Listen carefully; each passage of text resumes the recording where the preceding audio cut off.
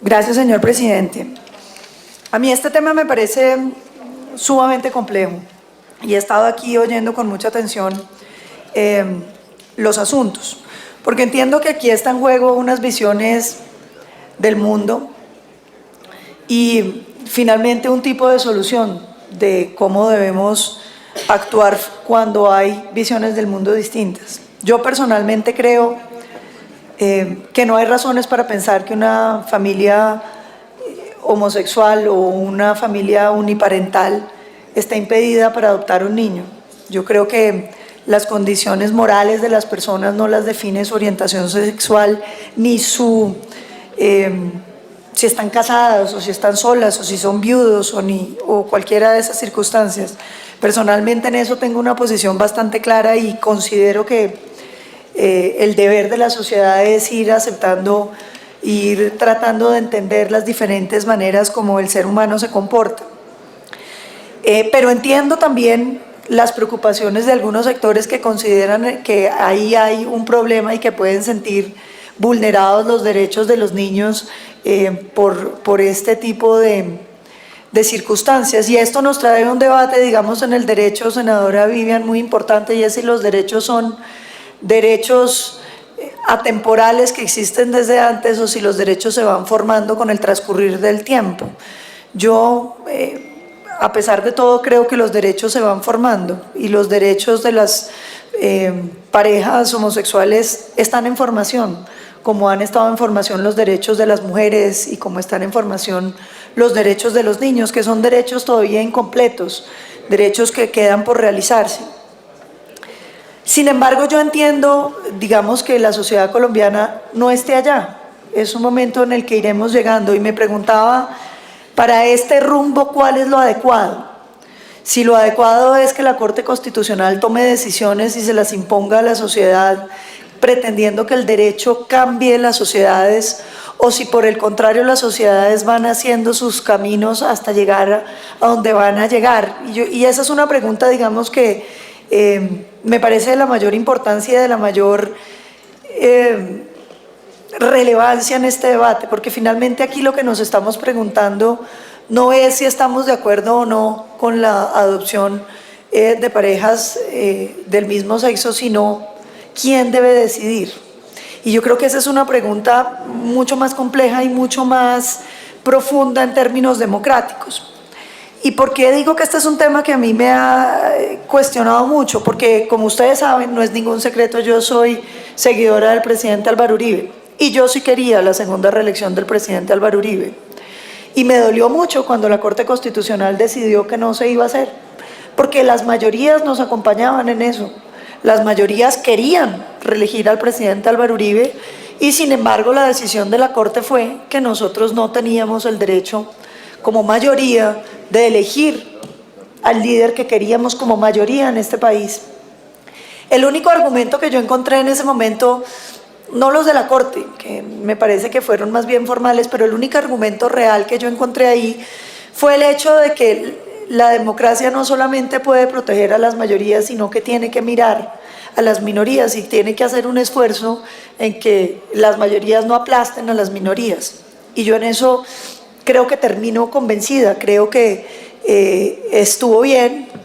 Sin embargo, pues bueno, los resultados de las mayorías actuales que aplastan a todas las minorías me parece que dejan entredicho que la decisión de la Corte le sirviera a la democracia colombiana.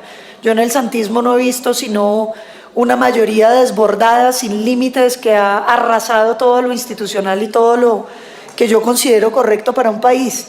Y sin embargo, para eso sí la Corte no ha servido en la defensa de las minorías. Entonces, digamos, habiendo estado de ambos lados, desde la mayoría que le toca respetar los derechos de la minoría y desde la minoría aplastada, pues tengo que concluir que realmente es importante la defensa de las minorías. Hoy que nosotros somos la minoría y que nos ha tocado el aplastamiento masivo, la nulidad de todas las garantías democráticas, que se hace lo que quieren, ponen la pregunta que les da la gana, como el propio presidente lo dice. Él se ha vuelto la nueva versión de Luis XIV. Él decía, el Estado soy yo, pero la versión de Nepoy me dice, hago lo que me dé la gana. Yo sí creo que aquí hay un debate muy de fondo, y no es el debate sobre las parejas del mismo sexo, frente al cual yo tengo una posición y creo que el mundo en general va a ir teniendo la misma posición, que es la de incluirlas. Pero es el proceso de la formación de los derechos.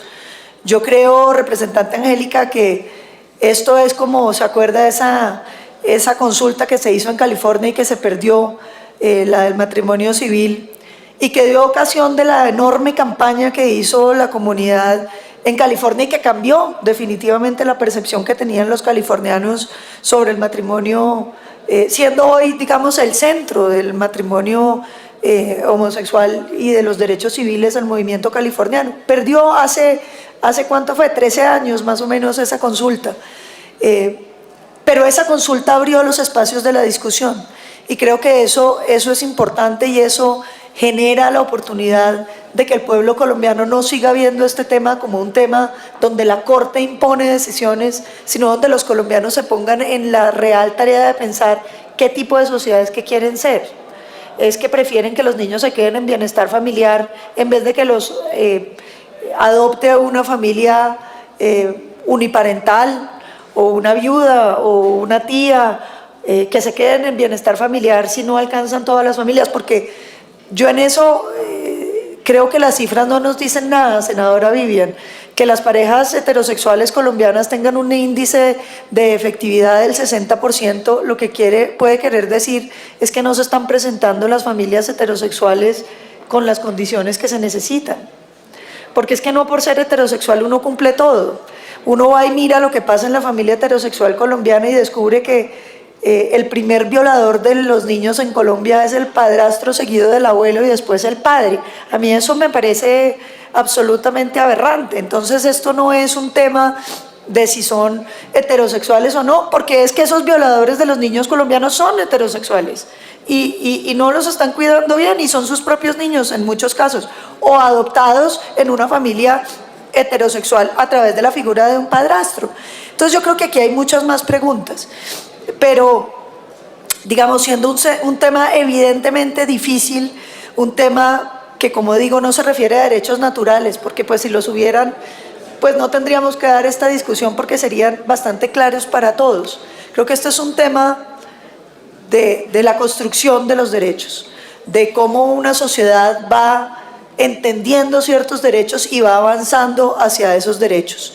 Yo personalmente no creo que debamos prohibir la adopción de parejas unipersonales, de familias unipersonales o de parejas del mismo sexo.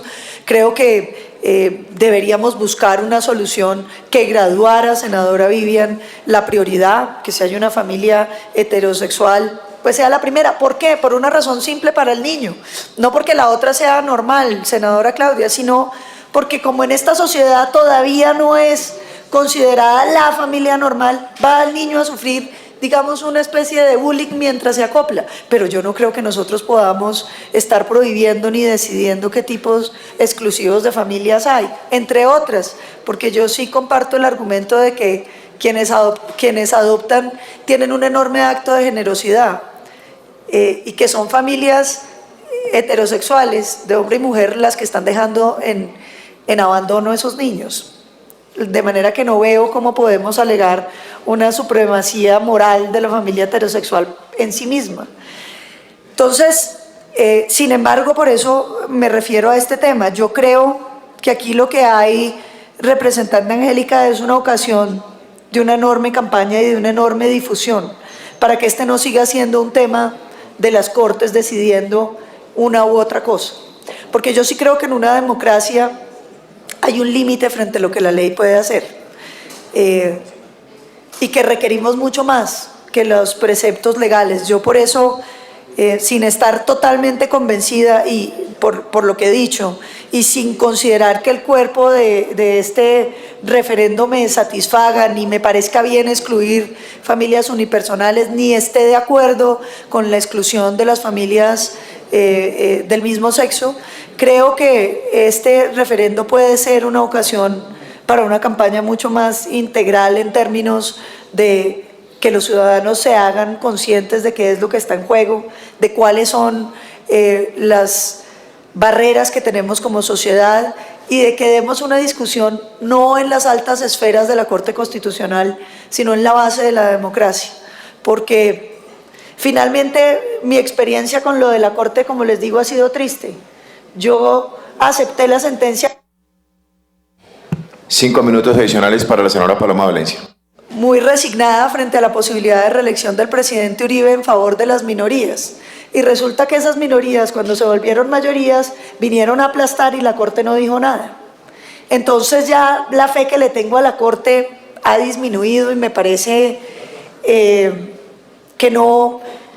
realmente no hizo justicia, porque uno ve esa sentencia del plebiscito para la paz, ve cómo el gobierno irrespetó incluso los mínimos que la Corte Constitucional puso ahí y a nadie le importa y nadie dice nada. Entonces yo sí creo que la crisis de la democracia de Colombia hoy exige que los mecanismos de participación ciudadana sean mucho más activos, de manera que acompañaré con mi voto esta propuesta, dejando muy en claro mi posición frente a que no creo en las discriminaciones, no estoy de acuerdo frente a ninguna de las discriminaciones que se pudieran surgir de este acuerdo, pero creo que el debate nacional le conviene más al país que seguir tratando de que una Corte nos imponga decisiones con ánimo de que son los más justos, cuando ha quedado claro que en el caso, por ejemplo, del Centro Democrático, el abandono de la defensa de las minorías ha sido absoluto. Muchísimas gracias.